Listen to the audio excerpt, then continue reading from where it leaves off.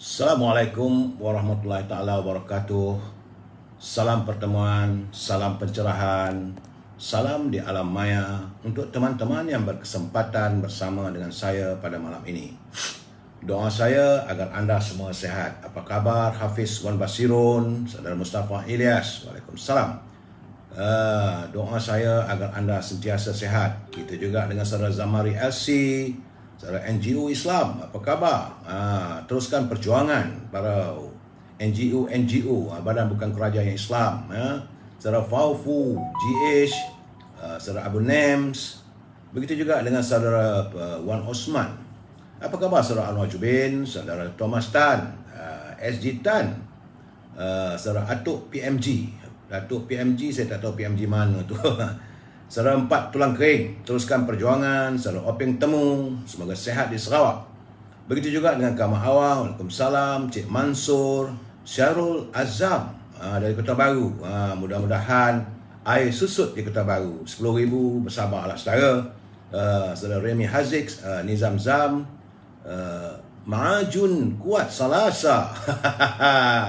Saudara Zailan, apa khabar saudara? Doa saya saudara anda sehat. Derang-derang Pak Chu daripada Sri Lanka. Begitu juga dengan saudara Anan Matno dari Kelang. Kelang tak hujan kot saudara. Saudara Syahar dari Seremban, saudara Aladin, saudara Mak Adrin. Begitu juga dengan Raja Kuala Krai. Apa khabarku? Semua sehat. Wilson Stephen, Muhammad Min Jack daripada Sempurna Sabah. Orang Sabah sihat bah. Moga-moga anda di sana sihat ya. Saudara Hajah Zaleha, Saudara Datuk Khairul Hayat, apa khabar tu? Moga sihat. Paipon, salam satu keluarga. Mudah-mudahan semua sehat. Saudara Arifin Abdul Halim, Puan Nur Aziah Azizat, terima kasih hadir untuk mendengar pencerahan yang tak seberapanya. Saudara Hashim Atan, Saudara Muhammad Azli, Saudara Azmi Omar daripada Mindef, Loud and Clear. Baik saudara, kalau yang tak sempat saya santun satu persatu, saya mohon maaf. Akan saya santuni usai pencerahan ini. Seperti biasa, saya harus memberi penjelasan ataupun pencerahan tentang apa yang berlaku pada negara kita berhubung dengan COVID-19. Kerana hari ini adalah hari yang ke-662, saudara. 662 hari dah negara kita ini dicengah oleh virus corona. Hari ini, hari Ahad 9 Januari 2022. Menurut laporan yang dikirimkan kepada saya oleh saudara Rio daripada Universiti Melaya melalui sahabatnya saudara Jamil Idris. Apa khabar saudara Jamil? Katanya anak cucu ramai di rumah ya. Saya ucapkan terima kasih kepada saudara Rio dan saudara Jamil. Hari ini ada sedikit susut sebab semalam 3,251, tapi hari ini jumlah mereka yang dijangkiti oleh virus corona sudah pun berkurangan sedikit, iaitu 2,888, menjadikan angka terkumpul sejumlah 2,786,219 orang. Semalam kematian 11 orang. Jadi kalau kita hitung dengan campuran hari ini pada 9 Januari 2,888, maka jumlah terkumpul untuk bulan ini sahaja saudara, itu bulan Januari 2022, warga kita yang dijangkiti oleh virus corona adalah 28,133 orang. Saudara, terima kasih saudara Rio. Baik saudara, kita masuk sedikit e-commerce, carilah rezeki yang halal saudara. E-commerce bagi saudara yang punya produk mau diwawarkan, sila hubungi Al-Azhar di talian 011-330-41241. Dan Al-Azhar sentiasa memasarkan haruman setangi bakurnya untuk mewangikan rumah anda dan bilik anda, serta minyak wangi daripada Timur Tengah. Harumannya adalah berasaskan kepada kayu khut. Kayu khut ini kadang-kadang kita panggil kayu gaharu. Saya menggunakan produk jenama Emir Khut. Sedap baunya saudara. Dan dengan Azhar boleh juga saudara memesan rendang tok dan baulu berdal produksi ibunya. Kalau anda tak dapat berhubung dengan Azhar, sila hubungi Siti Farehah di talian 017-711-4300 017-711-4300 untuk mewawarkan produk saudara. Dan jangan lupa bila dengan Siti Farehah, adalah dendeng manis Siti Farehah, saudara. Bagi mereka yang tinggal di sekitar Lembah Kelang, untuk mendapatkan bekalan buah-buahan seperti kiwi, ceri, anggur, apple, limau dan sebagainya, boleh berhubung dengan Syauqi di Kizinis di talian 012-357-5703. Buah-buahan ini boleh terus dihantar ke rumah saudara. Ini untuk mereka yang tinggal di persekitaran Lembah Kelang. Hubungi Syauqi 012-357-5703. Harganya murah, kualiti buahnya adalah grade AAA. Dan produk baru sebagai katakan semalam adalah ini dia, iaitu Popiah Sirih Lady Maria. Popiah Sirih Lady Maria ini padas, rangup dan manis. Dia ada dua bekas. Jadi kalau saudara ingin memesan bagaimana nak merasa enaknya Popiah Sirih Lady Maria ini, sila hubungi saudara Nizam di talian 019-435-1203. Jangan lupa hubungi Nizam. Jangan lupa Popiah Sirih Lady Maria. Okey saudara, usai e-commerce, seperti biasa kita masuk dalam tazkirah singkat. Hari ini saudara, saya teringatlah bahawa dalam salah satu culipan daripada ayat suci Al-Quran, itu ayat Al-Hashri, ayat yang ke-59, itu ayat yang ke-18. Ayat ke-18, Allah SWT memafhumkan bahawa dalam Al-Quran itu mengatakan, wahai orang-orang yang beriman, bertawakallah kepada Allah dan hendaklah setiap orang memerhatikan apa yang telah diperbuatnya untuk hari esok, iaitu hari akhirat, dan bertawakallah kepada Allah. Sesungguhnya Allah Maha mengetahui terhadap apa yang kamu kerjakan. Sadaqallahul Azim. Itu ayat suci Al-Quran. Maka kerana itulah kita harus menghitung. Jadi kita harus hitung-hitunglah diri kita sebelum kita diminta dipertanggungjawabkan, dan perhatikan apa yang kita tabungkan atau simpankan bekalan kita untuk sebagai bekalan kita, iaitu berupa amal ibadat, amal soleh, bekal kita saat kita dikembalikan, iaitu waktu kita berada di hadapan Rabbul Alamin. Ya saudara, kerana Rasulullah SAW bersabda, baginda junjungan Rasulullah SAW bersabda, katanya tidak akan bergeser kedua telapak kaki seseorang hamba di hari kiamat sehingga ditanya dengan 4 macam. Bergeser tu dah, kita begini kaki, dia begini, dia bergeser je ni. Dalam keadaan sukar. Tidak akan bergeser kedua telapak kaki seorang hamba di hari kiamat sehingga ditanya dengan 4 perkara, iaitu tentang usianya, habisnya digunakan untuk apa. Saudara, usia kita ni kita habiskan untuk apa? Kita akan ditanya, akan disoalkan, saudara. Kemudian akan ditanya juga tentang jasadnya, yang rosak digunakan untuk apa. Jadi tubuh badan kita apa semua, untuk apa kita lakukan sepanjang kita diberi kudrat dan iradah, saudara. Kemudian tentang ilmunya, ilmunya bagaimana ia mengamalkannya. Jika kita ada ilmu, bagaimana kita mengamalkannya, ia akan disoalkan. Apakah ilmu itu kita gunakan untuk membawa kerusakan, ataupun ilmu ini kita saling berpesan-pesan dan sentiasa redha dan tawakal pada Allah SWT. Dan paling penting sekali saudara, ialah akan disoal tentang harta kita. Jadi harta ini akan disoal dari mana kita dapat dan bagaimana kita membelanjakannya. Inilah persoalan yang paling sukar untuk dijawab. Kerana kalau kita mendapatkannya dengan cara yang halal, insya-Allah tak ada masalah. Tapi dah dapat, bagaimana kamu menghabiskannya? Apakah dengan jalan yang tak baik? Apakah dengan bersedekah? Apakah dengan jalan kamu itu membina rumah ibadat dan sebagainya? Secara inilah persoalan yang perlu kita jawab nanti bila kita bertemu dengan Rabbul Alamin. Jadi para teman-teman yang berharta, ingatlah, jangan terlalu sangat memikirkan soal mencari harta. Akhirnya kita akan ditanya dari mana kamu dapat harta itu dan bagaimana kamu menghabiskan harta itu. Semoga ini menjadi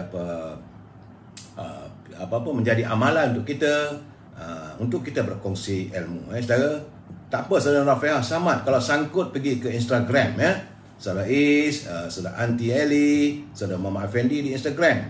Saudara, baik, usai tazkirah kita pergi ke Mutiara Kata. Ini kiriman sahabat saya Cikgu Hibil. Mutiara Kata kini berbunyi, setiap kali kita mencari keburukan orang, maka setiap kali itulah tercerna keburukan diri kita.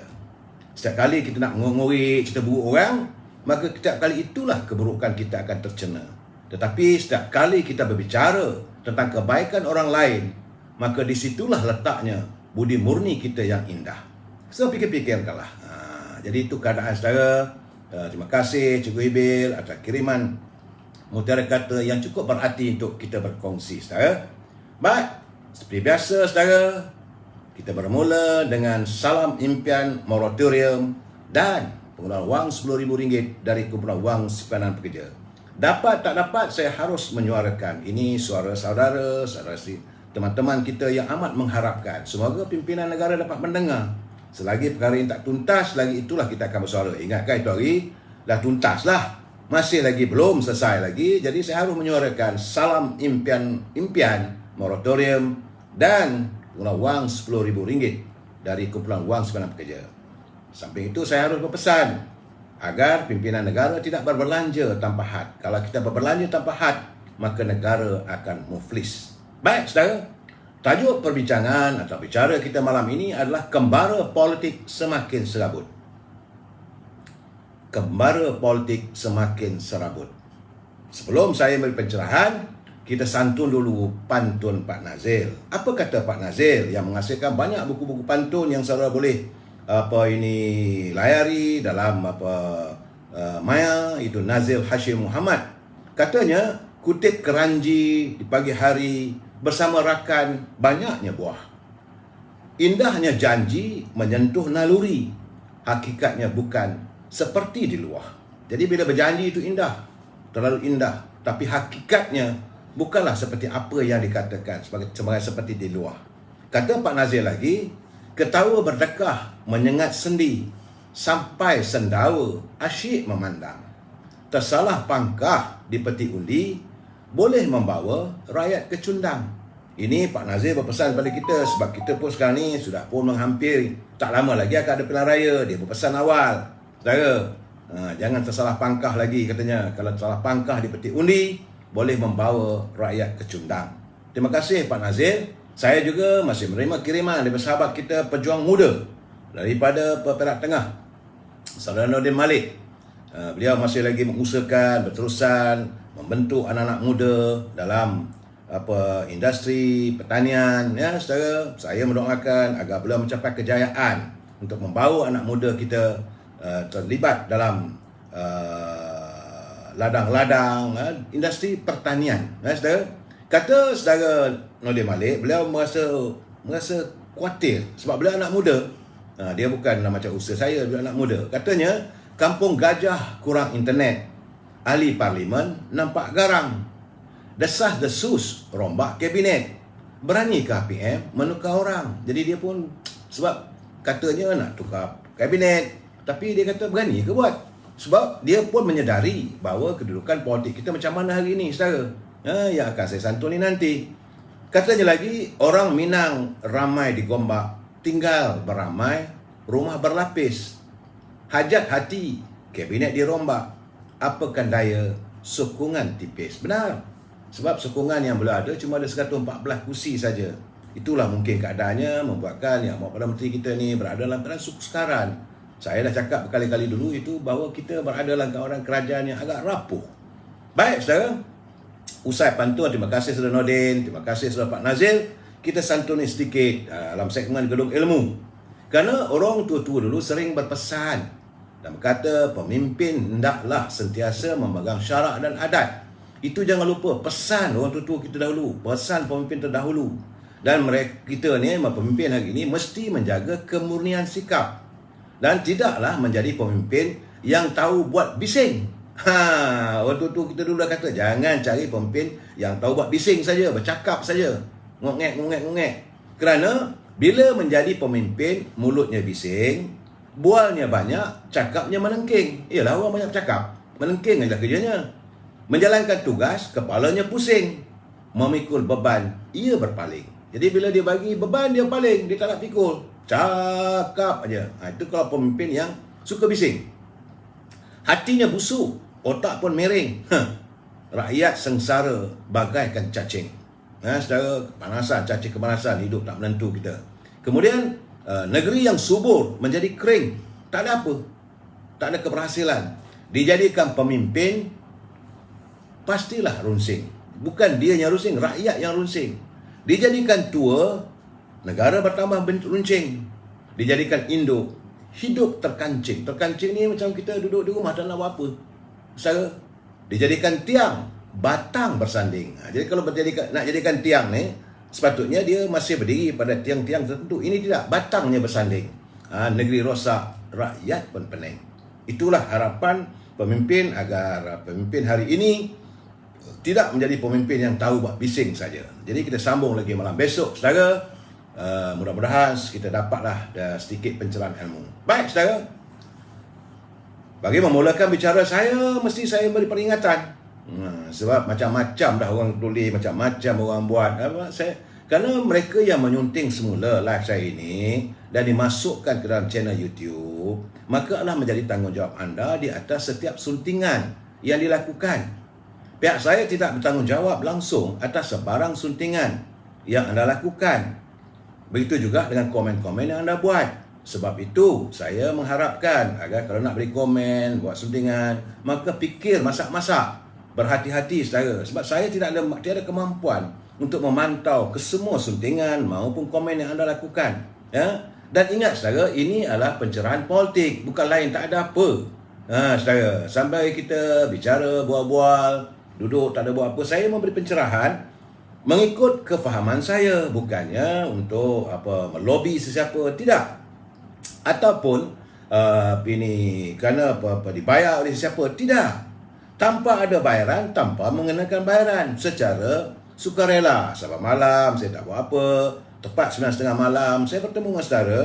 Setelah saya membaca apa yang ada pada dalam media sosial, media arus perdana dan perbualan saya dengan teman-teman, serta berdasarkan pada pengalaman saya sebagai warga jurnalis lama. Jadi matlamatnya adalah supaya warga kita berinformasi. Itu saja, lain tak ada, saudara. Jangan nak marah pada saya. Saya bukanlah apa nak membela orang itu, membela orang, tidak. Cuma saya dah katakan bahawa saya adalah warga UMNO.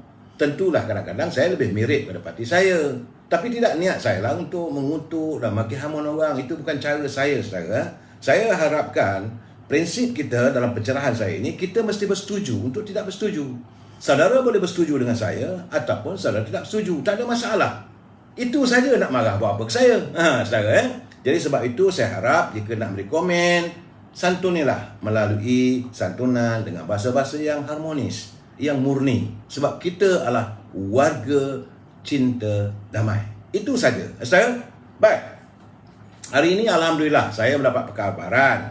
Jadi kenyataan dari Institut Jantung Negara menyatakan bahawa Kesihatan Yang Berhormat Tun Dr. Mahathir Mohamad telah pun berjaya menjalani prosedur perubatan elektif dan kembali stabil dan jangka pulih dalam waktu terdekat, serta diizinkan keluar dari hospital dalam 2-3 hari lagi. Saudara, memanglah Tun Dr. Mahathir bukan daripada UMNO lah sekarang ni, dia memimpin parti yang lain. Tapi ialah suka tak suka kita kena terima hakikat. Beliau pernah menjadi Perdana Menteri negara kita ini dan semua nak tahu perkembangannya. Saya harus mewawarkan. Itu saja, tak ada niat lain, saudara. Jadi menurut kenyataan Tun Dr. Siti Asma pula, beliau bagi pihak keluarganya mengucapkan juga terima kasih pada warga yang mendoakan agar beliau pulih dari rawatan tersebut. Dan sebab itu saya katakan semalam yang turut mengucapkan ucapan mendoakanlah Tok Sri Najib. Yang lain tak nampak. Menghantar kiriman, curipan saya tengok murni lah. Saya tengok orang begini murni. Bagi kita boleh balah pandangan, kita boleh berbeza politik, tetapi persahabatan kekal. Jadi sebab itu saya mengharapkan teman-teman janganlah ambil hati ataupun jadi personal. Bila kita bercakap soal politik, tak perlu personal, saudara. Kita bercakap terus terang. Orang nak percaya, tak percaya sudah. Apa nak marah, saudara? Jadi, untuk pengetahuan saudara, Tun Dr. Mahathir dimasukkan ke Institut Jantung pada 23 Disember lalu. Dan katanya bila dah gitu, alhamdulillah lah. Kita tak ada masalah pada kita. Jadi kita mengharapkan agar warga pada parti pejuang okeylah. Bos anda itu sudah pun boleh keluar hospital. Berjuanglah balik. Itu cara kita ya saudara. Cuma saya melihat daripada persoalan daripada Ibjah. Ini persoalan yang datang kepada saya yang saya tak boleh nak jawab. Dia tanya dengan saya, dia kata, berapa cawangan Kumpulan Simpanan Pekerja ni ada? Berapa ramai kaki tangan, berapa orang pengurus dan sebagainya, dan dari mana pula diambil wang untuk membayar gaji mereka dan cawangannya. Jadi saya merasakan begini ya, jangan marah sebab sampai nak kaji berapa gaji mereka itu bukan usaha kita. Kumpulan Wang Simpanan Pekerja ini diwujudkan untuk sebagai tabung agar pekerja mencarum. Dan diwajibkan majikan juga turut mencarum untuk simpanan hari tua pekerja. Itu satu. Dan untuk menjaga KWSP ini, maka pihak pimpinan kerajaan meletakkan kaki tangannya. Ya, kaki tangan kerajaan dibayar oleh kerajaan. Saya tak tahulah apakah diambil daripada wang daripada KWSP, saya tidak yakin sebab mereka lah pegawai kerajaan yang diletakkan untuk mengawal selia. Pejabat-pejabat KWSP mungkin menggunakan wang tabungan sebut. Jadi wang tabungan banyak saudara. Tetapi apa yang jadi permasalahan, macam saya katakan, rakyat menuntut agar dikeluarkan bukannya banyak 10%. Semalam saya dah bagi tahu, saya harap agar pimpinan dan kita nak bercakap soal KWSP ini betul seraplah bahawa yang dituntut adalah mereka yang berkelayakan. Jumlahnya 10% sahaja. Tidak lebih daripada itu. Saya nak bercakap tiap malam kerana letih saudara tentang KWSP ini. Malahan saya dituduh menghasut dan sebagainya. Sedangkan mereka tidak faham apa yang kita maksudkan. Yang kita minta supaya dalam keadaan susah begini, kalau tak ada masalah, kita tak minta.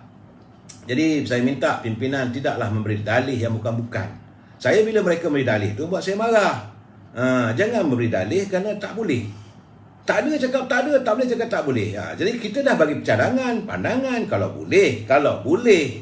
Mungkinlah pandangan saya ni siapa nak dengar. Saya bukan pakar ekonomi. Saya bukan kelulusan daripada universiti bagai ekonomi, tidak. Hanya manusia biasa. Saya mendengar daripada pandangan yang berhormat negara, yang berhormat mulia Tengku Razili Hamzah. Beliau menyatakan kepada saya, kalau KWSP tak ada duit, ambillah skrip ataupun pelaburan-pelaburannya, skrip dia tu, itu saham-saham yang dia ada tu, gadailah dekat bank negara. Jadi ambil wang dan pinjam wang dekat bank negara, gunakan untuk bayar. Besok okey, tembuslah balik. Itu kata yang Muhammad Tengku Razali, yang saya lihat ada logikanya. Tapi orang tak nak dengar cakap kita, nak buat macam mana saudara? Jadi akhirnya memanglah sepatutnya Kumpulan Wang Simpanan Pekerja ada dia punya tabungannya sekian banyak untuk pelaburan, sebab setiap simpanan memerlukan dividen. Pelaburannya banyak mana, simpanannya banyak mana, tunai banyak mana. Jangan sampai tak ada tunai. Saya berkhuatir Kumpulan Wang Simpanan Pekerja ketiadaan kecairan, tak ada yang tunai dah. Duit dah terikat, dah labur sana, labur sini dan sebagainya. Jadi kalau susah sangat, ambil skrip tu, gadai dekat bank negara, bukan tempat lain. Bukan gadai, itu tidak ada nilai. Jadi bila besok kita punya saham dah naik balik, pasaran okey, tebuslah balik. Itu saja. Tapi cuma tak nak dengar lah macam mana saudara. Bagaimanapun, saya harus mengutarakan pandangan ini biar sampai tuntas saudara. Dalam waktu yang sama, saya melihat bahawa Ketua Penerangan Barisan Nasional Saudara Syam Jalil, beliau menzahirkan kekhawatirannya tentang bagaimana rakyat kita bebas untuk keluar masuk negara di sempadan. Banyak sempadan kita macam-macam lah. Sempadan Thailand ada, sempadan di Kalimantan ada, ya banyak saudara. Begitu juga dengan keluar masuk keluar negara. Jadi menurut beliau, beliau minta agar pihak pimpinan kerajaan perlu memberi penjelasan berhubung tindakan rakyat Malaysia yang boleh keluar masuk sempadan tanpa divaksinasikan. Kerana menurut Saudara Syam Jalil, hal ini bagi mereka yang nak masuki kedai biasa pun perlu menunjukkan masyarakat dan rekod vaksin. Jadi dalam keadaan begini, pimpinan harus memberi penjelasan bagaimana mereka boleh keluar masuk sempadan negara tanpa vaksinasi dan selepas itu membawa masuk Omicron. Ini yang kekhawatirannya. Jadi orang lain nak keluar masuk ke kedai pun tak boleh. Saudara, jadi sebab itu beliau mengulas kerana laporan media mengatakan bahawa negara ini ada juga ini warga kita yang bawa pulang Omicron. kerana tidak mempunyai rekod vaksinasi. Jadi perkara itu katanya didedahkan sendiri oleh Menteri Kesihatan. Ini satu perkara yang agak mendebarkan kita, kerana inilah keadaannya. Saya harap agar pimpinan Kementerian Kesihatan jaga betul. Saya tak maulah sampai ke peringkat macam mana ahli Bintulu, ahli Parlimen Bintulu mencerca pimpinan itu ketua pengarah. Macam mana, kenapa pula nak dimarah? Ketua pengarah menjalankan tugas, maka dia kata gagal melaksanakan tugas dalam memerangi COVID-19 dan juga Omicron ini. Dia kata kenapa tidak contoh negara China dan sebagainya. Ialah beliau sebagai duta ke sana, berilah cadangan macam mana nak buat. Bukan terus marah dan suruh ketua pengarah letak jawatan. Meletak jawatan itu bukanlah satu tindakan yang sewajarnya. Kalau Tan Sri buat kerja dengan baik, biarlah. Yang masalah sekarang ni, Tan Sri buat kenyataan begini, ketua menteri kata begini, itu yang kita pening. Saya haraplah janganlah kita menjadi masalah macam-macam. Dan hari ini saudara yang menjadi persoalan, saya tadi pun berbual dengan teman-teman saya agak rusing kerana sudah menjadi perbahasan sebenarnya saudara, iaitu tentang bentuk-bentuk penindasan. Sudah seolah ada bentuk penindasan terhadap anak muda kita yang menjadi rider kepada penghantar makanan. Dan ini amat mengejutkan kerana banyak syarikat diwujudkan sebagai penghantar makanan. Saya tak nak sebut nama-nama syarikat itu, nanti saman saya pula. Tapi banyaklah saudara lihat, kalau saudara naik kereta di jalan raya, di pekan, di mana-mana pun, 10 motor yang saya jumpa, 8 belakangnya ada tong macam-macam warna, biru, kuning, hijau dan sebagainya, mengisi makanan. Mereka lah sebagai rider. Kerana antara isu yang dibangkitkan adalah tentang penolakan pesanan oleh anak-anak muda kita yang jadi rider ni, kerana ada makanan yang KPI-nya itu tidak halal. Itu mungkin daging khinzir dan sebagainya, dan mereka menolak. Jadi mereka menolak untuk mengambil dan mengantar. Betul pun. Jadi sepatutnya perkara ini haruslah diperhatikan oleh pihak yang berwajib. Jadi anak muda kita ni, mereka walaupun mereka anak muda, tetapi mereka tahu juga halal haram. Jadi untuk mereka menghantar makanan, untuk pesanan-pesanan yang ada khinzir dan sebagainya, takkan nak suruh dia orang bawa. Saudara, takkan nak letak dalam tong dekat belakang untuk isi makanan, besok ambil makanan yang lain lagi. Jadi mereka menolak. Jadi kerana menolak, syarikat itu kata tak ada KPI, Key Performance Index. Kemudian ada pulanya kadang-kadang mereka terlewat. Terlewat tu bukan kenapa, kerana mereka berhenti solat. Ini selalunya berlaku jam 7 malam, ataupun waktu 4 atau 5 petang, ataupun 1 tengah hari. Ini yang berlaku, katanya mereka dikatakan sebagai tidak performance, kerana terlewat disebabkan mereka solat. Dan akhirnya ada juga kalangan mereka kabarnya lah dikenakan penalti. Jadi sedangkan kita pernah ingat saudara, rider-rider ataupun yang bawa motor ni, mereka tidak diiktirafkan sebagai pekerja syarikat. Kalaulah mereka menjadi e-hailing punya syarikat, dia bukan kaki tangan syarikat. Mereka macam dapat kontrak. Jadi syarikat tidak ada apa-apa obligasi. Syarikat mengambil untung macam saya kata semalam. Syarikat bawa yang Grab tu dia ambil cas sampai 20%. Sedang pemandu bagai nak agak bekerja, syarikat mengambil untung 20%. Dan ini syarikat untung daripada kedegat mereka. Dan mereka tidak dianggap sebagai pekerja syarikat. Jadi bila mereka tidak dianggap sebagai pekerja syarikat, tidak ada penyeliaan, tidak ada kawalan yang khusus oleh kementerian mana yang harus bertanggungjawab. Apakah kementerian sumber manusia, apakah kementerian kewangan, apakah kementerian pengangkutan. Jadi siapa yang harus bertanggungjawab?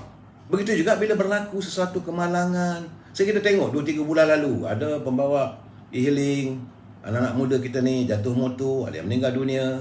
Dia tak ada insurans, tak ada coverage, sokso tak ada. Dan mereka pula dapatlah gaji. Okey, kadang-kadang dapat lumayan juga. Satu hari bawa motor, hantar sana hantar sini, jumlah pendapatannya mungkin RM50 satu hari. Jadi kalau RM50 sebulan ada RM1,500. Tapi tidak ada potongan daripada EPF, Kumpulan Wasawanan Pekerja. Apakah kerjaya ini memanglah sekarang ni dalam keadaan kita tidak mempunyai peluang pekerjaan, mereka terpaksa bekerja jugalah. Tapi untung nasib mereka bagaimana? Tak ada coverage. Dan kalaulah untuk mereka nak beli rumah, Macam mana? Gaji mereka, pendapatan mereka tidak boleh disahkan oleh pihak bank. Nak buat pinjaman, nak beli motor tak boleh, nak beli kenderaan tak boleh, nak beli rumah tak boleh. Kalau sebab saya nampak juga ramai juga anak-anak muda kita ni sudah pun berumah tangga. Mereka berusaha mencari rezeki yang halal. Saya amat bersimpati. Sebab itu kadang-kadang bila kalau saya naik kereta, tengok anak-anak muda ni duduk sebelah tu, saya perhati wajah mereka, saya sedih. Kenapa dalam negara kita yang sepatutnya makmur, anak-anak bangsa kita, warga bangsa kita terpaksa membuat kerja-kerja sebegini. Saya amat sedih. Apatah lagi kalau saya lihat yang meniaga buah mangga dekat simpang-simpang jalan raya tu, lagi saya sedih. Macam mana sekarang ni, kita macam dulu kalau kat Jakarta tu, kalau kita pergi sampai je naik kereta daripada airport, daripada lapangan terbang nak pergi ke hotel, kalau kereta tu macet, berhenti, ada anak-anak jual koran, jual surat khabar, jual rokok, jual makanan-makanan ringan. Tapi kita sekarang ni dah jual mangga. Jadi saya kata, kenapalah kita dalam keadaan begini? Itu menggambarkan suasana ekonomi kita semakin tenang. Anak-anak muda terpaksa bawa motor, terpaksa menghantar makanan. Tapi kalau mereka nak hantar makanan tu, janganlah. Kerana mereka, sebab itu akhirnya boleh menjadikan masalah besar. Kalau pemesan di kedai itu minta makan, anak muda tengok, daging khinzir, takkan nak ambil. Ini keadaannya. Dan tidak ada serenavit. Pencerahan saya memang salah semua. Saya bukan salah orang, tidak. Saya memberi pencerahan supaya ada kementerian yang menjaga. Ini pandangan saudara. Jadi kita berbincang malam gini, bukan nak mengkritik orang, tidak. Saya nak membela tentang anak-anak muda kita. Bagaimana anak-anak muda kita ni bekerja sebagai Grab dan sebagainya. Saya tak tahulah keadaan sekarang gini, saudara. Jadi sebab itu pasal nak marah, saya marahlah. Saya tak ambil kisah, saudara. Sebab pertama sekali saya katakan, anak-anak muda yang bawa Grab ini, menghantar makanan, pertama mereka tidak ada coverage SOCSO, insurans. Begitu juga dengan kumpulan masa orang pekerja.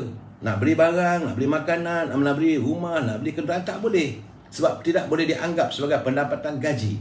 Dan yang untungnya syarikat-syarikat.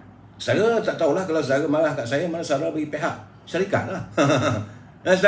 Saya cuma mencetuskan supaya dapatlah NGO, kita ada NGO macam Pejuang, dapat memikirkan untuk memperjuangkan untuk nasib mereka. Mereka adalah anak-anak warga bangsa yang mewakili merdeka. Kita warga merdeka, saudara. Sedih saya melihat mereka. Saya tidak berniat untuk mengutuk atau menyalahkan mana-mana pihak, tetapi mesti ada sesuatu dilakukan membela untuk nasib mereka. Ya, saudara, tak kena pada kita, kita bolehlah rasa. Tapi bila kena pada kita, bila kena pada keluarga kita, barulah kita terasa. Saudara, saya tak tahulah, kadang-kadang saya tegur begini pun orang marah. Saya tak apalah, tiap-tiap malam ni saya dimarah oleh orang, biarlah. Dan saudara, petang tadi sambil minum-minum bersama dengan 2-3 orang teman, kami berbual dengan keadaan, dengan kedudukan ekonomi negara sekarang. Antara teman saya ni dia orang berniaga. Tapi dia pun nampak gayanya sudah semakin semangatnya dah mula berkurang. Kerana dia kata sekarang tak tahu nak berniaga apa dah. Tidak ada benda yang dapat nak dijadikan usaha. Kalau buka kedai pun malap, dia kata banyak kedai-kedai ditutup. Tidak ada gambarannya. Jadi saya tak ambil kisahlah apa nak orang kata pasal diri saya. Terpulang, saya hanya melontarkan pandangan saya. Jadi saya melihat apa yang dilakukan oleh pimpinan harus mencari usaha. Sebab sahabat saya tadi mengatakan, dia kata dia khawatir bahawa negara kita nak ke mana. Sebab ekonomi semakin mula kembali kepada suasana yang tidak menentu, saudara. Ini yang merunsingkan bila saya berbual dengan teman-teman. Dia kata macam mana nak jadi sekarang ni? Kemana kita? Dan sedangkan dalam keadaan kita berada dalam suasana yang saya katakan tidak menentu. Sebenarnya hari ini, secara kita tahu apa yang berlaku di negara kita ni. Negara kita menjadi perhatian dunia lagi. Macam-macam orang melihat tentang, bukannya melihat dengan pandangan yang positif, yang pandangan yang negatif. Saya dah berjanji untuk saya tak mahu untuk memberi pencerahan tentang apa yang sedang berlaku, yang kemelut berlaku, sebab belum lagi, biarlah pihak-pihak berkuasa menyiasat. Tetapi bagi saya merasakan dulu orang menghormati Malaysia, sebut nama Malaysia ni harum. Tapi hari ni, sekarang ni macam-macam laporan daripada Washington Post lah, daripada akhbar media antarabangsa lah. Kita selalu harus berusaha untuk mencari supaya gambaran positif negara kita ini dapat diterjemahkan. Sebab tu saya kata Kementerian Penerangan, dan juga Kementerian Kementerian Penerangan lah khususnya mencari usaha untuk menjelmakan gambaran yang positif terhadap negara kita. Dulu kita kenal, orang kenal Malaysia sebagai negara yang menganjurkan musabaqah Al-Quran. Datang aja bulan puasa, bertumpulah seluruh negara-negara Islam ke bumi tercinta ini. Kita adakan musabaqah Al-Quran. Saban malam, warganya dapat mendengar, menikmati bacaan ayat suci Al-Quran daripada qari dan qari'ah daripada pelbagai negara. Ada kalanya kita jadi juara, ada kalanya kita nombor 2, nombor 3 dan sebagainya. Orang menghormati kita. Tapi nampaknya sekarang ni sekian malak. Kita juga dulu juara bila sebut Piala Tuan Mas. Orang segan dengan Malaysia, juara badminton, Piala Tuan Mas. Kita ada dulu Misbah Siddiq dan keluarganya. Kita ada dengan Tan Eck Wan, kita ada Punch Gunalan. Tapi sekarang ni kita dah mula malak. Begitu juga kalau bina badan kita memanglah Saudara Ramli hebat. Begitu juga dengan arena sukan dan sebagainya. Tapi sekarang ni nampak gaya kita dah mula beransur susut. Ini masalahnya. Kalau orang tanya dengan saya cakap mudah aja. Saya pada petang tadi saya kata sebenar-benarnya kerana kadang-kadang kepimpinan.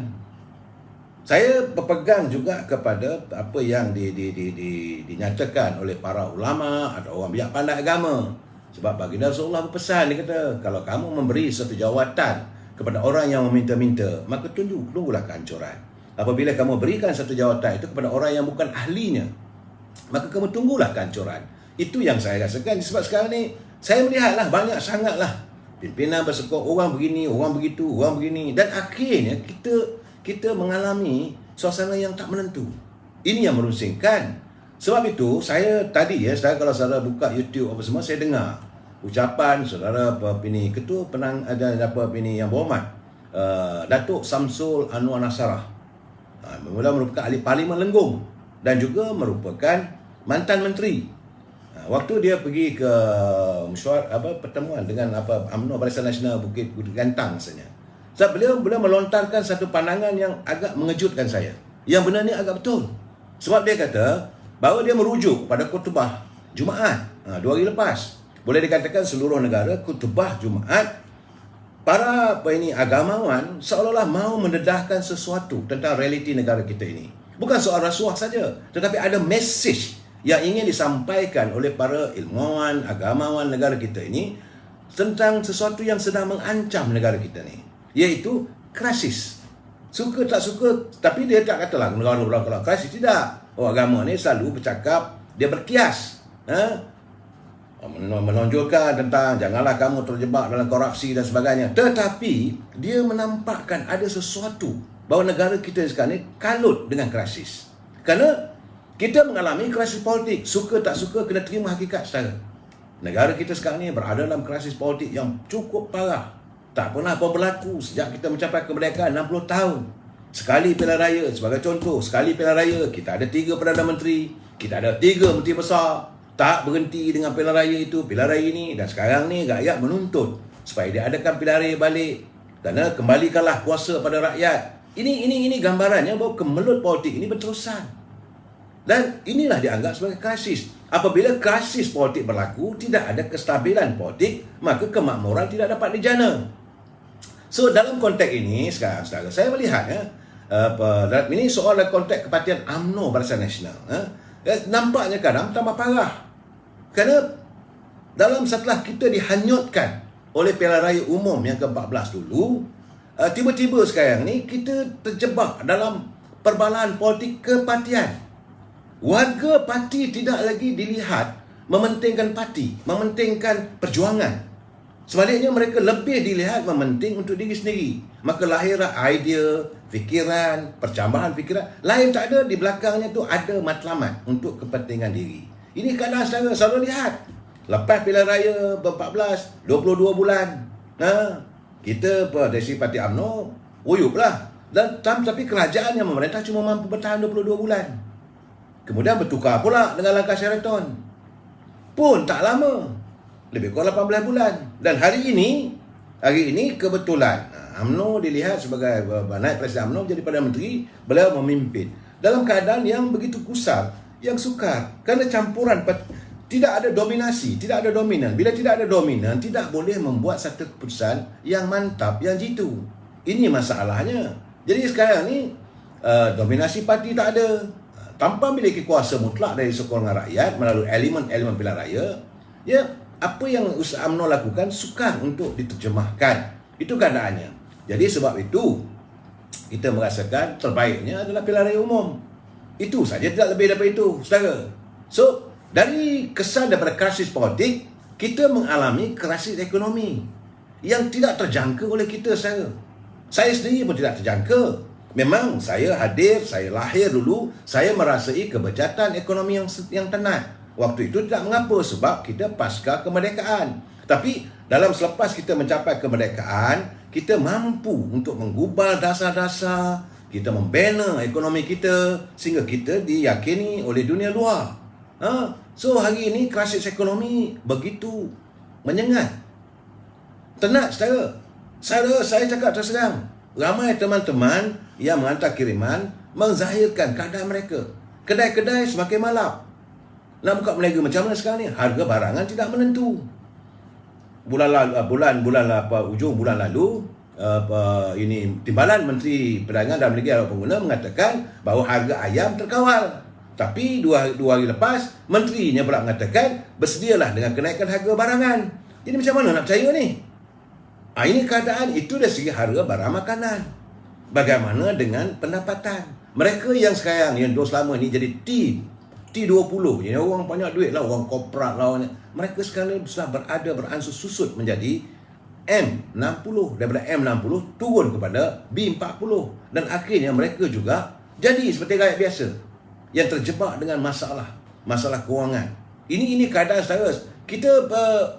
Kita terjerutlah dalam situasi yang kian menghampiri situasi saya rasakan seolah-olah kepapaan.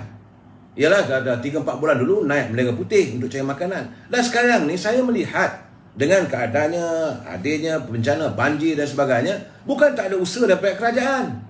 Pimpinan negara memberi, cuba bantu, bukan tak bantu. Bujukan berbilion juga uang digunakan untuk membantu, tapi tidak mencukupi. Macam saya kata-kata, seperti kain. Tutup pusat nampak lutut, tutup lutut nampak pusat. Tidak mencukupi kerana keadaan ekonomi negara pun bukanlah begitu mewah seperti dulu. Ini keadaannya macam mana dalam keadaan tempoh selepas saja.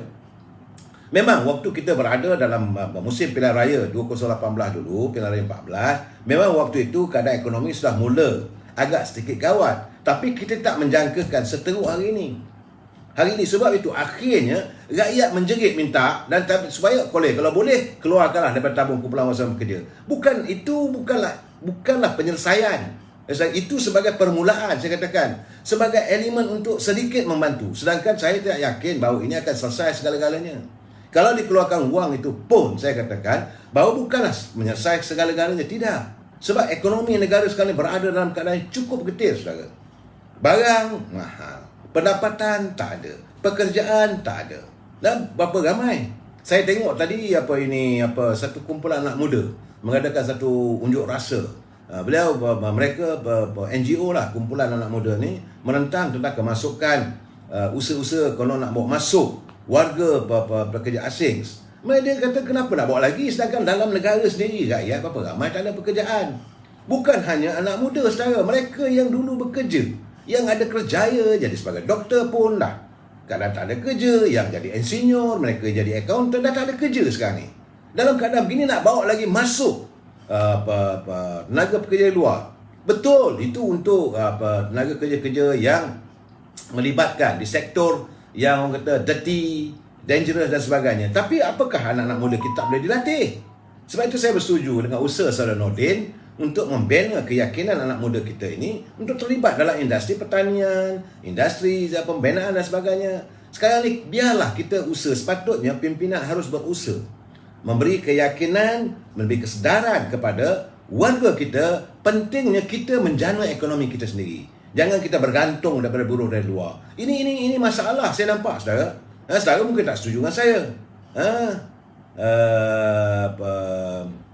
Jadi sekarang ni saya khawatir sebenarnya. Persoalan sekarang ni, persoalan apakah kita masih mahu memalingkan muka untuk melihat ataupun menafikan bagaimana kemiskinan semakin membelit warga, saudara. Saya rasa persoalan hilang pekerjaan, perniagaan ditutup, Mereka sebelum dia pada T20, ini pelaburan sedia ada, bukan saja lari. Malahan mereka yang kita menyediakan prasarana yang lengkap, tapi mereka macam tak nampak bumi kita ni. Macam kita ni tertutup. Apakah kita ni terpukau? Apakah bumi kita ni dipukau supaya warga asing, pulau-pulau asing tak tengok lagi dah Malaysia ni? Ini perlu dicari jalan. Sebab itu saya kata, yang Muhammad Dr. Samsul Nasrah menyatakan dari kalangan teman-temannya yang balik daripada Dubai bercakap soal ekonomi dunia. Hari ini tak ada mereka bercakap soal Malaysia. Yang mereka bercakap soal Kemboja, mereka bercakap soal Indonesia, soal Vietnam. Malaysia ni seolah hilang daripada radar bila mereka berbual tentang sektor ekonomi pelaburan. Ini katanya teman-temannya yang pulang daripada Dubai. Jadi ini perlu dilakukan. Sebab itu saya katakan Menteri Perdagangan Perindustrian Antarabangsa perlu memikirkan macam mana nak memasarkan. Begitu juga saya khawatir nanti dengan industri pun tak ada, pelancongan pun tak ada. Kalau itu bertambah huyuk kita. Kalau datang pelancong, mereka mau buat duit. Mereka datang berbelanja di negara kita ini. Tapi kalau industri pelancangan pun tak ada, bagaimana nak kemasukan wang dari luar? Ini perlu dipikirkan. Ini sekarang ni, dalam situasi ini, krisis paling besar sedang dihadapi oleh negara adalah krisis keyakinan terhadap kepimpinan. Di mana kalangan pemimpin berada di hanya kuasa sekarang ini lebih meletakkan kepentingan diri mengatasi kepentingan peribadi. Sebab itu Yang Muhammad Datuk Samsul Nasrah melontarkan kekecewaannya bila beliau melihat kebejatan pimpinan yang berkesempatan berada di hanya kuasa. Beliau tidak lagi menjadi menteri. Sebelum ni dia jadi menteri, dia tak nak. Sebab kerana katanya bahawa mereka berada di anjung Sri Perdana bagaikan melupakan perjuangan parti yang seharusnya menjadi mauduk utamanya. Namun begitu katanya kita masih bernasib baik kerana kita masih merupakan warga cita damai yang tidak terjebak dalam krisis keamanan, krisis keselamatan. Kita tak ada mengadakan unjuk rasa dan sebagainya. Warga kita masih lagi bertenang, bersabar tahapnya, dan pihak berkuasa, penguasa, pihak polis, pihak tentera dan pihak keselamatan masih lagi berjaya mengekang sebarang aktiviti-aktiviti yang boleh menjebak negara dalam keadaan yang tak menentu. Jadi dalam keadaan begini, kita merasakan bahawa hanya dengan kestabilan politik barulah kita dapat menjana. Sebab itu suka tak suka kita harus berusaha untuk meminta agar pimpinan segera kalah. Ada kalah pilihan raya, kita beri kuasa, pulangkan balik kuasa ini kepada rakyat. Banyak orang bertanya pada saya, kenapa bercakap soal pilihan raya? Sebab inilah tuntutan daripada UMNO dari awal. Waktu langkah Sheraton lagi, kita dah minta, UMNO dah minta. Yang Berhormat Datuk Seri Presiden UMNO, Datuk Seri Zahid Hamidi dah bercakap bahawa waktu langkah Sheraton berlaku, bila Tun Dr. Mahathir tak nak meneruskan karier sebagai Perdana Menteri, maka UMNO punya ketetapan kita nak pilihan raya. Tapi waktu itu istana merasakan tidak sesuai. Maka terus diwujudkan kepada agar Yang Berhormat Tan Sri Muhyiddin jadi Perdana Menteri sementara, caretaker. Tapi tak lama, tapi malangnya masih berterusan. Akhirnya berlaku krisis dan UMNO menarik sokongan. Itu puncanya sebenarnya, saudara. Dan hari ini kita juga mengharapkan supaya agar pilihan raya segera diadakan. Dan kalaulah itu hari, kalaulah benar sebagaimana yang dirancang, andainya Yang Muhammad Tengku Razak Hamzah menjadi interim Prime Minister dan beliau akan berusaha untuk memperbetulkan situasi ekonomi dan sebagainya dalam tempoh 6 bulan, maka akan diadakan pilihan raya. UMNO masih lagi menuntut supaya diadakan pilihan raya sebab kita nak memulangkan kembali kuasa itu kepada rakyat untuk menentukan masa depan mereka. Siapa kita nak menentukan soal masa depan rakyat? Melainkan rakyat itu menentukan sendiri. Kalau mereka memilih siapa saja, kita terima. Ini keadaannya, saudara. Yang saya paling takut sekarang ni, kita akan terjebak dalam suasana yang lebih gusar lagi, sukar lagi apabila kita masih lagi tidak dapat menyantuni sepenuhnya isu bank makanan. Sejauh mana makanan-makanan masih ada. Saya takut. Saya khawatir, saya bimbang kalau isu bank makanan ini tidak dapat dilaksanakan sepenuhnya. Bila kita tengok Timbalan Menteri kata begini, Menteri kata begini. Sebulan lalu Timbalan Menteri kata harga makanan terkawal. Kemudian Menteri kata bersedialah untuk kenaikan. Kalau kenaikan artinya kita tidak mempunyai stok makanan, bank makanan yang mantap. Ini yang selalu saya katakan. Dulu lagi saya bercakap, harus kita mengadakan, diwujudkan bank makanan. Bank makanan bukan bank, saudara ya. Macam dulu kita ada store beras, dia lembaga padi negara di Anak Bukit di Kedah. Luas store tu untuk 3 bulan sekurang-kurangnya. Jadi apa-apa pun kita ada beras, sekurang-kurangnya ada makanan, saudara. Sekarang ni tak tahulah sejauh mana kita mempunyai makanan itu cukup tak cukup kalau berlaku sesuatu. Sebab saya khawatir, kerana bila saya ada bacaan-bacaan yang saya dapat mengatakan mula-mula berlaku wabak, lepas wabak berlaku banjir, kemarau dan akan berlaku kebuluran, makanan dan sebagainya. Ini yang menakutkan saya. Itu keadaannya lah, saudara. Saya haraplah. Sebab itu sekarang ni, saudara, masalah politik ni tidak akan selesai, saudara. Saya nampak masalah politik tidak akan selesai apabila setakat hari ni, saudara, sejak PRU 14, itu pada 9 Mei 2018, terdapat sudah dan naik lagi 11 buah parti politik baru. Apakah ini dianggap sebagai satu kestabilan politik? Sudah wujud 11 parti politik yang baru. Kita selama ini kita ada UMNO, kita ada PAS, kita ada YP, ada PKR, ada MCA, ada MIC, dan lebih kurang 10-20 pun. Okey lah. Ini sekarang ni untuk selepas PRU 14 kita ada 11 parti baru. Parti Bumi Putera Perkasa Malaysia, itu Parti Putera. Presidennya Dato' Paduka Ibrahim Ali, satu parti. Kemudian naik lagi Malaysian Advance Party, MAP, yang dipimpin oleh P. Wetamurti, mantan menteri. Dia dulu pernah berada dalam menteri kerajaan Pakatan Harapan dulu. Kemudian Parti Sedar Rakyat Sarawak. Sarawak ada lagi parti baru, itu Parti Sedar Rakyat Sarawak, itu Sedar. Pemimpinnya adalah Osman Abdullah. Kemudian Kongres Keadilan India Malaysia. Kita ada dulu IQ dan sebagainya. Kini ada KKIM, Kongres Keadilan India Malaysia. Kemudian yang dipimpin oleh Shanmugam Ramya. Dan ada parti lagi, Parti Perikatan Indian Muslim Nasional, itu IMAN, yang bertanding dengan Melaka baru ni. IMAN dipimpin oleh Datuk Muhammad Mohsin Abdul Razak. Yang keenam, Parti Pejuang Tanah Air, itu Pejuang, yang dipimpin oleh Dr. Mahathir dan Mukris. Saudara. Kemudian Ikatan Demokratik Malaysia, itu parti muda, dipimpin oleh Syed Saddiq Abdul Rahman. 7. Yang ke-8, Parti Bangsa Malaysia. Ya, sekarang ni sudah pun semalam kemarin dah mula bercakap, dipimpin oleh presidennya Larry Seng dari Sarawak. Dulu asalnya parti ini adalah Parti Buruh Sarawak, dibawa ke Kuala Lumpur, dijadikan Parti Bangsa Malaysia. Ada dengan keahliannya katanya ramai 50-70 ribu orang. Kemudian ada yang ke-9, Parti Aspirasi Sains Malaysia. Pun ada rupanya Parti Aspirasi Sains Malaysia, yang dipimpin oleh Kenneth Chai. Kemudian Parti Kuasa Rakyat, PKR, yang dipimpin oleh presidennya Saudara Kamruzaman Yaakob, abang Perdana Menteri. Dan yang ke-11, Parti Bahtera Sejahtera. Yang ini saya ingat di Sabah ni. Pemimpinnya adalah IR Zulkifli Ahmad. Begitulah 11 parti dah wujud. Dan semalam kita melihat, semalam pun saya dah bercakap tentang Parti Bangsa Malaysia. Saya dah bercakap benda ni sebulan dulu dah bagi tahu bahawa kemungkinan parti ini adalah akan digunakan oleh mereka yang berada dalam parti PBM. Kerana mereka akan meninggalkan PBM apabila cita-cita mereka tidak berjaya. Ini adalah yang datang daripada Parti Keadilan. Yang tinggal nanti adalah DNA UMNO dalam PBM. DNA Keadilan akan meninggalkan Parti Pribumi Bersatu ni untuk menyertai Parti Bangsa Malaysia. Walaupun hari ini belum ada kenyataan resmi daripada Azmin Ali dan juga Zuraidah, tetapi di kalangan jawatan kuasa, pemimpin-pemimpin yang dinamakan pemimpin parti-parti tersebut adalah terdiri daripada orang warga yang dulu bersama dengan Keadilan. Kemudian yang memeranjatkan saya, Saudara Syam Jalil pun kata dia pun tak terfikir bahawa parti PBM ini sedang berusaha untuk dibawa masuk menyertai Barisan Nasional. Ini pun satu hal lagi ni.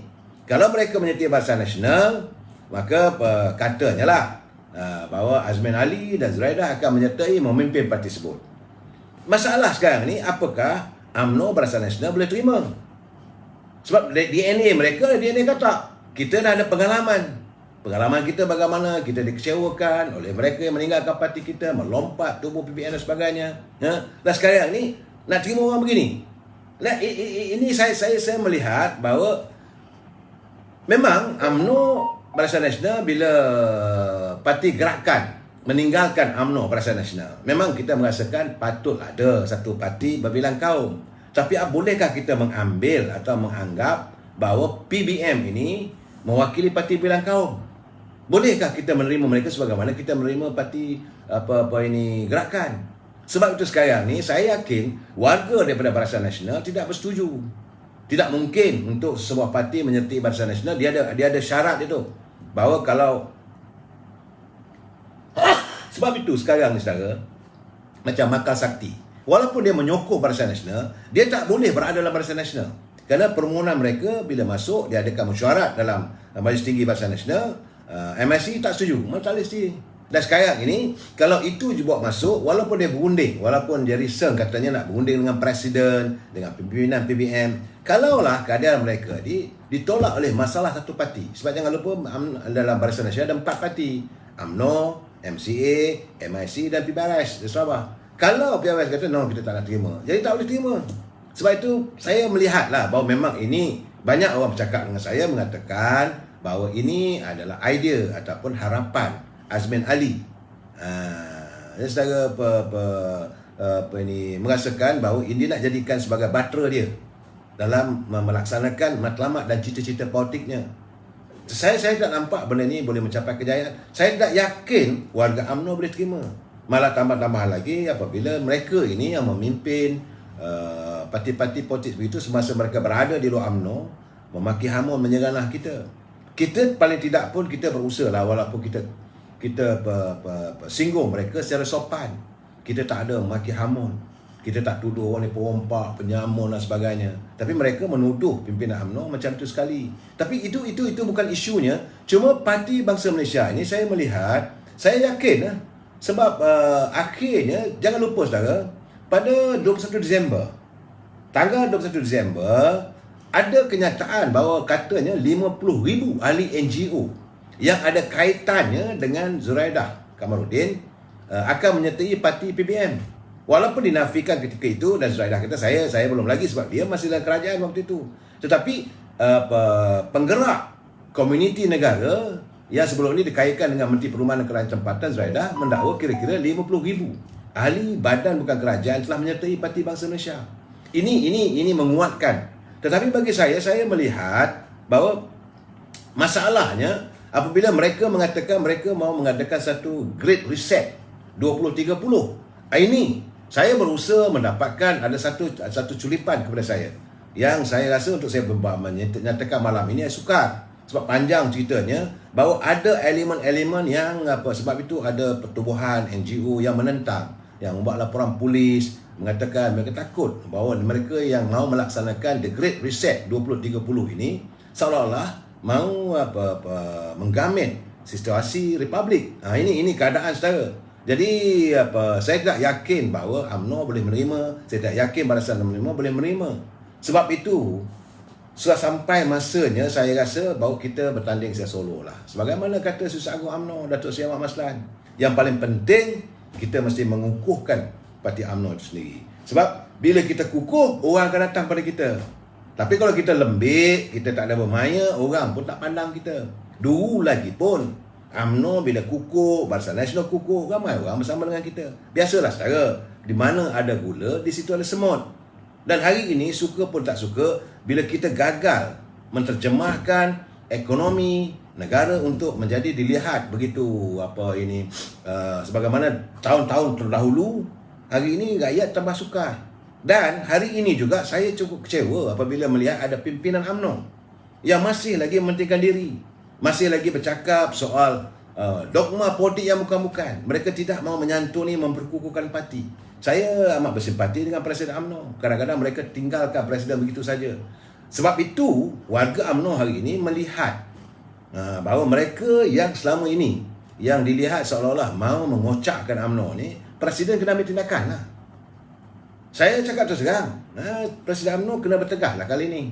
Mana-mana ahli parti yang dilihat boleh mengancam kestabilan parti, yang dilihat lebih memihak pada parti lain, ambillah tindakan. Tak kisahlah apa kedudukan dia pun.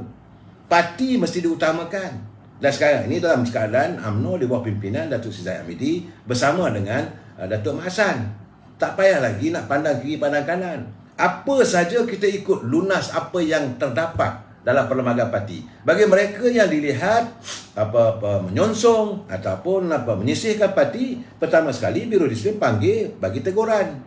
Kalau tak ada teguran, tak mau, habis minta maaf lah. Sebab ini bukan masanya untuk kita bercakap, melontarkan idea pandangan, nak menyantuni. Tak payah dah sekarang ni, bukan masanya. Sebab masa orang bercakap, so kita mesti berpadu kukuh dengan parti-parti lain. Berkali-kali dulu saya dah bagi tahu bahawa untuk menyantuni, untuk atas nama permuafakatan sejagat, tidak mampu dilakukan. Sebab dari dulu lagi pun Tuhan dah tunjuk. Waktu zaman saya dah berkata, mungkin kadang-kadang saudara mungkin fed up bila saya bercakap benda ni. Habil pun pembunuhan. Cucu Rasulullah pun diracun, Husin. Hanya kerana berebutkan kuasa. Jadi kerana kuasa itu, kita saling berantakan sama sendiri. Jadi saudara Presiden harus melihat, kalau ada pemimpin atau mereka yang sekarang ni sama ada berada dalam kerajaan ataupun di luar kerajaan, kalau tidak sehaluan, tidak sebulu dengan keadaan parti, perlu diambil tindakan. Ahli di bawah ni tak ada masalah. Warga akan undi sekarang menanti-nanti. Masa mereka mengatakan kami nak tunggu pilihan raya sekarang ni. Ahli bawah akan undi tetap berdiri teguh di belakang Presiden. Cuma jangan kita khawatir. Datuk Seri Presiden jangan khawatir. Perlu ambil tindakan, anda akan lebih dihormati. Daripada akhirnya orang kata kita macam-macam lah. Saya amat bersimpati dengan Perdana Menteri hari ini yang menghadapi masalah terlalu besar. Tak tidur malam ni. Begitu juga saya tak mahu Presiden juga menghadapi masalah begitu. So, jadi sebelum Kudis menjadi barah, yang terbaik mana ahli UMNO yang dilihat ataupun sudah pun menyimpang daripada dasar perjuangan, mintalah bukakanlah pintu seluas-luasnya untuk mereka menyertai parti lain. Sebagaimana kata Tok Mat, dia akan membersihkan UMNO ini sebersih-bersihnya daripada parasit politik. Mana yang tak setuju, bolehlah memilih parti lain untuk meneruskan perjuangan mereka. Kita sambung lagi malam besok. Wabillahi taufiq wal hidayah. Assalamualaikum warahmatullahi wabarakatuh. Selamat malam.